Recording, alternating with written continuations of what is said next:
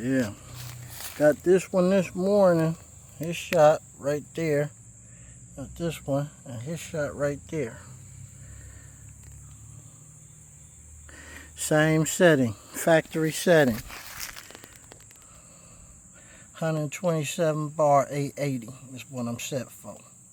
Got that pellet 33.95. Y'all want to know what kind of pellet it is, don't you? Hold on.